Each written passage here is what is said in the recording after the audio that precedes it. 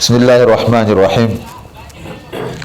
إن الحمد لله نحمده ونستعينه ونستهديه ونعوذ بالله تعالى من شرور أنفسنا ومن سيئات أعمالنا. من يهديه الله فلا مضل له ومن يضلل فلا هادي له. وأشهد أن لا إله إلا الله وحده لا شريك له وأشهد أن سيدنا محمدا عبده ورسوله أرسله بالهدى ودين الحق ليظهره على الدين كله ولو كره الكافرون.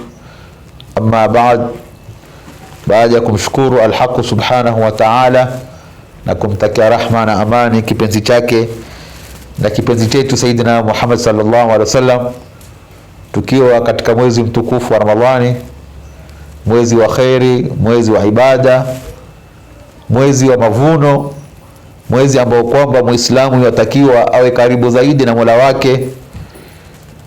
Na katika jambo ambalo kwamba Mwenyezi Mungu Subhanahu wa Ta'ala anatuhimiza tufanye sana ni dhikrullah. Hasa katika mwezi wa Ramadhani, Muislamu yatakiwa azidishe sana kumtaja Mwenyezi Mungu Subhanahu wa Ta'ala, kwa sababu dhikrullah ndiyo ibada ambayo Mwenyezi Mungu Subhanahu wa Ta'ala ametueleza ndani ya Qur'ani tuifanye kwa wingi sana. Al-Haq subhanahu wa ta'ala asema, ya ayyuhalladhina amanu dhkurullaha dhikran kathira wasabbihuhu bukratan wa asila. Enyi mlioamini, mtajeni Mwenyezi Mungu sana. Hakuna ibada ndugu zangu ambayo Mwenyezi Mungu aliotuamrisha tuifanye sana kama ibada ya dhikrullah. Udhkurullaha dhikran kathira, mtajeni Mwenyezi Mungu kumtaja sana Mola wenu. Wasabbihuhu bukratan wa asila, na mumsabih Mwenyezi Mungu, bado mumtajeni Mwenyezi Mungu asubuhi na jioni. Muislamu mu'min hafai kuwa kando na dhikrullah, hasa tukiwa ndani ya mwezi mtukufu wa Ramadhan. Watakiwa saa zote ulimi wako unamtaja Mwenyezi Mungu Subhanahu wa Ta'ala. Mwenyezi Mungu Subhanahu wa Ta'ala katika suratu Al-Jumu'ah aya ya 10, bado Mwenyezi Mungu anatuhimiza tumtaje yeye. Fa idha qudiyatis salatu fantashiru fil ardi wabtaghu min fadlillahi wadhkurullaha kathiran. Mwenyezi Mungu Subhanahu wa Ta'ala bado atuhimiza tumtaje yeye, kumtaja sana. Vile vile tukirudi katika suratu Ali Imran aya ya 41, wadhkur rabbaka kathiran, mtaje Mola wako sana. Katika suratu Al-Mu'minun, hapa katika suratu Al-Anfal, Mwenyezi Mungu Subhanahu wa Ta'ala katika aya ya 45, Mwenyezi Mungu asema, ya ayyuhalladhina amanu idha laqitum fi'atan fathbutu wadhkurullaha kathiran. Utakuta ndugu yangu Muislamu, hakuna ibada ambayo Mwenyezi Mungu Subhanahu wa Ta'ala anawaamrisha na anatuhimiza tuifanye sana kama ibada ya dhikrullah. Wanamtaja Mwenyezi Mungu Subhanahu wa Ta'ala wana faida nyingi sana, bal Mwenyezi Mungu kawasifu ahlu dhikri.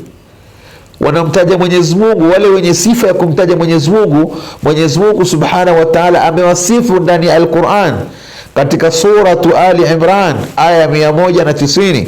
Mwenyezi Mungu anasema, inna fi khalqis samawati wal ardi wa ikhtilafi al-layli wan nahari la ayatin li ulil albab. Allah Subhanahu wa Ta'ala tuambia, hakika katika kuumba mbingu na ardhi na kutofautiana usiku na mchana, hii ni dalili kwa wale wenye akili. Wale wenye akili watakuwa ni wenye kutafakar, ni wenye kufikiria kwamba kweli Mwenyezi Mungu yupo, kweli aliyofanya haya ni Allah Subhanahu wa Ta'ala. Je, ni watu gani wenye akili? Man hum ulul albab, wale wenye akili waliosifiwa na Mwenyezi Mungu ni kina nani? Mwenyezi Mungu Subhanahu wa Ta'ala katika aya ya mbele, aya 191 asema, alladhina, wenye akili ni wale ambao kwamba yadhkuruna Allaha, wanaomtaja Mwenyezi Mungu Subhanahu wa Ta'ala qiyaman, wakiwa wamesimama, wa qu'udan, wakiwa wamekaa, wa ala junubihim, hata wakiwa wamelala. Allahu akbar. Ndugu zangu, tizameni faida wa wale watu watakaoshikamana na dhikrullah. Hao ndio watu Mwenyezi Mungu Subhanahu wa Ta'ala amewaita ni kwamba ndio watu wenye akili. Wenye akili ni wale wenye kumtaja Mwenyezi Mungu Subhanahu wa Ta'ala. Bali ndugu zangu, katika dhikrullahi kuna faida nyingi sana. Dhikrullahi ina faida nyingi sana. Ndio utakuta maimamu wakubwa kama al-Imamu Nawawi rahimahullah katika kitabu yakiita Al-Adhkar ameeleza faida za kumtaja Mwenyezi Mungu Subhanahu wa Ta'ala. Imamu Ibn al-Qayyim al-Jawziyya katika kitabu yakiita Al-Wabil Sayyib, kitabu ambacho kwamba ameeleza faida 100 za mtu ambaye kwamba anamtaja Mwenyezi Mungu Subhanahu wa Ta'ala. Mwenyezi Mungu Subhanahu wa Ta'ala, katika faida ya kwanza atakaipata yule anayemtaja Mwenyezi Mungu. Mwenyezi Mungu atuambia katika suratul Baqara aya 152, Bismillahir Rahmanir Rahim, fadhkuruni adhkurukum, nitajeni mimi Mwenyezi Mungu, adhkurukum, na mimi nitawataja nyinyi. Kumbe faida kubwa ya yule ambaye anamtaja Mwenyezi Mungu, basi ajue kwamba na Mwenyezi Mungu jalla jalalu yuwakutaja. Unaposema Allahu akbar, subhanallah, la ilaha illa Allah, basi na Allah Subhanahu wa Ta'ala yuwakutaja wewe. Hii ndio faida kubwa ambayo waipata mtu ambaye kwamba anamtaja Mwenyezi Mungu Subhanahu wa Ta'ala. Ndio al-Imam Ibn al-Qayyim al-Jawziyya akasema, walau lam yakun fi dhikri illa hadhihi al-aya lakafa biha sharafan wa fadla. Lau ingekuwa katika dhikrullahi hakuna faida yoyote isipokuwa faida hii tu, kwamba wewe unapomtaja Mungu na yeye Mwenyezi Mungu yuwakutaja wewe, hii ni faida kubwa kabisa, ni faida tosha, ni faida ambayo kwamba iko juu kwa mtu ambaye kwamba anamtaja Mwenyezi Mungu Subhanahu wa Ta'ala. Faida nyingine ndugu zangu, kwa mtu ambaye kwamba anamtaja Mwenyezi Mungu Subhanahu wa Ta'ala, Mwenyezi Mungu Subhanahu wa Ta'ala atuambia katika suratul Ra'd aya ya 28, ala bidhikrillahi tatma'innul qulub, jueni kwamba kwa kumtaja Mola wenu ndio nyoyo hutulia. Ndugu zangu Waislamu, nyoyo zina makero, nyoyo zimebeba mambo, nyoyo zimebeba madeni, nyoyo zimebeba mitihani, lakini dawa yake ni dhikrullahi, ni kumtaja Mwenyezi Mungu Subhanahu wa Ta'ala. Tumtajeni Allah kila wakati, ndio itakuwa sababu ya mambo yetu kuwa mazuri, ndio sababu ya nyoyo zetu kutulia. Leo utakuta kinachomaliza watu mpaka mtu ende akajinyonge, ende akajimalize, ende akajitupe baharini, si kitu kingine, ni nyoyo. Moyo wake umebeba mambo, lakini kumbe dawa yake ni dhikrullahi. Ikiwa mtu atamtaja Mwenyezi Mungu Subhanahu wa Ta'ala, basi moyo kama ule utatulia na utamkumbuka Mwenyezi Mungu, na Mwenyezi Mungu Subhanahu wa Ta'ala atakuwa ni mwenye kukufanyia mambo yako. Faida ya tatu atakaipata yule mwenye kumtaja Mwenyezi Mungu ni alfalahi, ni kufaulu. Yoyote ambaye kwamba atamtaja Mwenyezi Mungu Subhanahu wa Ta'ala, Mwenyezi Mungu Subhanahu wa Ta'ala ametukua ahadi kwamba atakuwa ni mwenye kumfaulisha mtu kama yule. Fadhkurullaha kathiran la'allakum tuflihun. Mwenyezi Mungu atuambia katika suratul Juma aya ya 10, wadhkurullaha kathiran, mtajeni Mola wenu sana, la'allakum tuflihun, ili mupate kufaulu. Laalla ikija kwa upande wa Mwenyezi Mungu huwa ni hakika, ni hakika mutapata falah, ni hakika mutarakibishiwa mambo yenu, ni hakika mutafaulu. Sababu ni nini? Ni dhikrullah. Kwa hiyo ndugu Muislamu, jua kwamba mitihani ipo, matatizo yapo, nyoyo zina makero mengi, stresi zimejaa kwenye nyoyo zetu, lakini usihuzunike. Dawa Mwenyezi Mungu Subhanahu wa Ta'ala amekupatia, nayo ni dhikrullah. Mtaje Mola wako, mkumbuke Mola wako, shida zako, matatizo yako. Mwenyezi Mungu ametukua ahadi, atakuwa ni mwenye kuyarakibisha na kuyatatua kwa baraka ya dhikrullah. Ndio utakuta ndugu zangu Waislamu, hasa tukiwa ndani ya mwezi mtukufu wa Ramadhani, Mtume Muhammad sallallahu alaihi wasallam katuhimiza tumtaje sana Mwenyezi Mungu Subhanahu wa Ta'ala.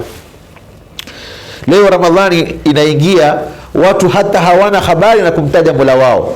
hawamtaji Mwenyezi Mungu kabisa. Tunaangalia WhatsApp, tunaangalia Facebook, akili zimejaa kwenye WhatsApp, lakini hakuna time ya kufungua Qur'ani ya Mwenyezi Mungu Subhanahu wa Ta'ala kuisoma. Ni dhikrullah, na afdalu dhikri kubwa zaidi ni mtu kusoma Qur'an. Moja ya Qur'ani ni katika dhikri kubwa, ndugu Muislamu. Kwa hivyo dawa kubwa ya kumaliziwa matatizo yetu, ya kumaliziwa shida zetu, ni tushikamane na dhikrullah. Ndugu zangu Waislamu, dhikrullah, Mtume Muhammad sallallahu alaihi wasallam siku moja aliwaambia masahaba zake, ala ukhbirukum, je, siwapi habari kwa jambo ambalo kwamba ni bora zaidi? Siwapi habari kwa jambo ambalo kwamba ni bora zaidi, jambo lenyewe ambalo kwamba lina daraja kubwa mbele ya Mwenyezi Mungu, litawainua daraja zenu mbele ya Allah jalla jalalu. Jambo lenyewe ni bora kwenu kuliko yule adui atakayekuja kukupiga. Lau utakuwa na jambo kama hilo wewe, basi utampiga yeye adui kama yule na utammaliza. Masahaba wakamwambia, bala ya Rasulullah, tueleze ni jambo gani hiyo, ni jambo gani hilo ambalo kwamba tukilishika, tukilifanya tutampiga mpaka yule adui? Mtume sallallahu alaihi wasallam akawaambia, dhikrullah, ni kumtaja Mwenyezi Mungu Subhanahu wa Ta'ala. Leo maadui wamezidi. Tuna maadui wa dhahir, tuna maadui wa batin, wa nje na wa ndani, tuna maadui wa kila sehemu, ndugu zangu. Kwa hivyo dawa ya kummaliza adui yako ni kumtaja Mwenyezi Mungu Subhanahu wa Ta'ala.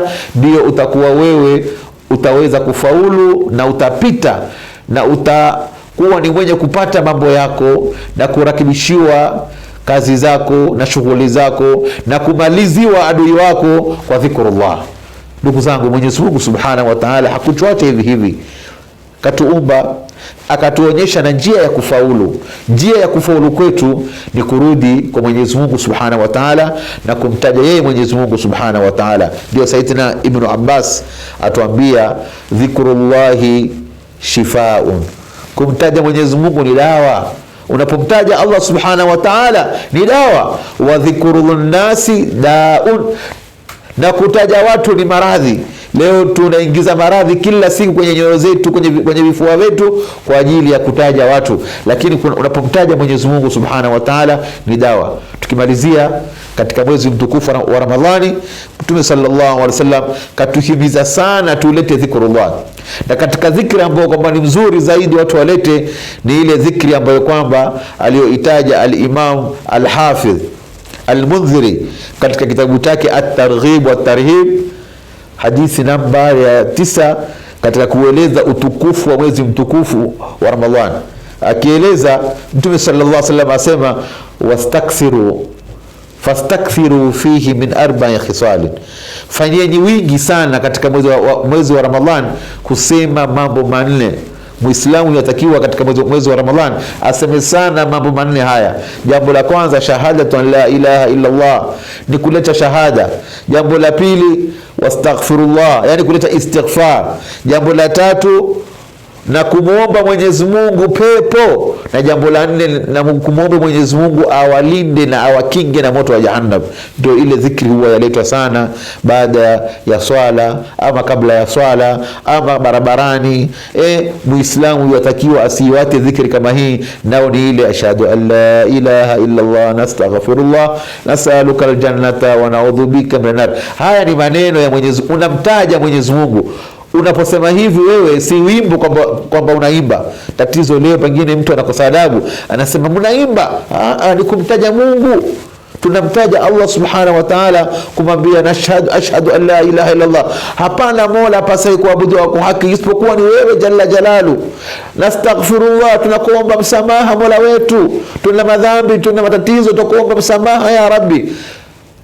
Nas'aluka aljanna, tunakuomba pepo ya Rabbi. wa na'udhu bika minan nari, na utulinde na moto wa jahannam. Kwa haya machache Mwenyezi Mungu Subhanahu wa Ta'ala atujalie min alladhina yastanuna alqawla fayattabi'una ahsana. Rabbana taqabbal minna innaka antas samiul alim wa tub alayna ya maulana innaka at-tawwabur rahim waghfir lana warhamna innaka antal ghafurur rahim. Allahumma innaka afuwun karimun halimun tuhibbul afwa fa'fu anna birahmatika ya arhamar rahimin. Wa sallallahu ala sayyidina Muhammadin wa ala alihi wa sahbihi wa sallim walhamdulillahi rabbil alamin.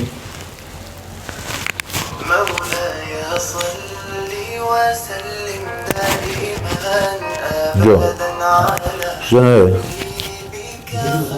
ama, nasa.